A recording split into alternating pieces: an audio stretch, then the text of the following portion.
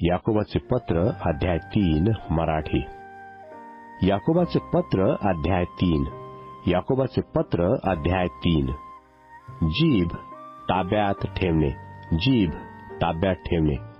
माझ्या बंधूंनो, तुम्ही बहुत शिक्षक होऊ नका, कारण तुम्हास माहित आहे की आपणास अधिक दंड होईल.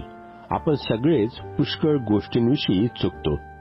जर कोणी बोलण्यात चुकत नाही तर तो पूर्ण मनुष्य, तो सर्व शरीरही कह्यात ठेवण्यास शक्तिमान आहे. घोडेही आपल्या ताब्यात राहावे म्हणून आपण त्यांच्या तोंडात लगाम घातला तर त्यांचे सर्व शरीर आपल्याला फिरविता येते.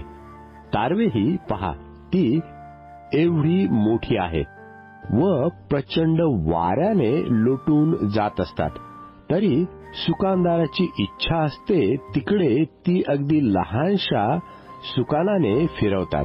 तशीच जीभ ही लहानसे अंग असून मोठ्या गोष्टींची फुशारकी मारते. पहा, किती थोडका विस्तव केवढ्या मोठ्या रानाला पेटवितो. जीभ ही आग आहे, ती अनितीचे भुवन आहे.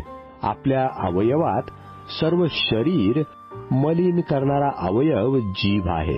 ती भवचक्राला आग लावणारी आणि नरकाने पेटलेली अशी आहे. श्वापदे, पक्षी, सरपटणारे प्राणी व समुद्रातील जीव या प्रत्येकाचा स्वभाव मनुष्य स्वभावाला वश झाला आहे आणि होत आहे.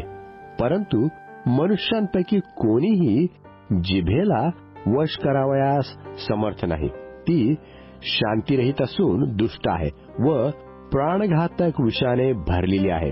तिच्या योगे प्रभू पिता याची आपण स्तुती करतो आणि परमेश्वराच्या प्रतिमेप्रमाणे केलेल्या मनुष्यास तिच्याच योगाने शाप देतो.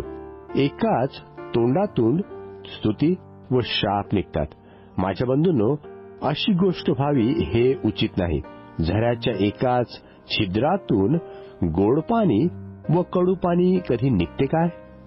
माझ्या बंधूंनो, अंजिराला जैतुनाची फळे आणि द्राक्षवेलाला अंजीर येतील काय? तसेच खाऱ्या पाण्यातून गोड पाणी निघणार नाही. खोटे व खरे ज्ञान, खोटे व खरे ज्ञान. तुम्हामध्ये ज्ञानी व समंजस कोण आहे? त्याने ज्ञानजन्य लीनतेने सदाचाराच्या योगे आपली कृत्ये दाखवावी.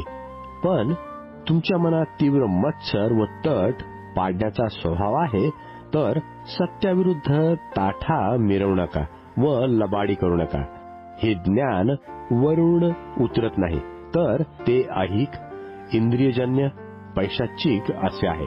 कारण जेथे मत्सर व तट पाडण्याचा स्वभाव आहे तेथे अव्यवस्था व प्रत्येक कुकर्म आहे.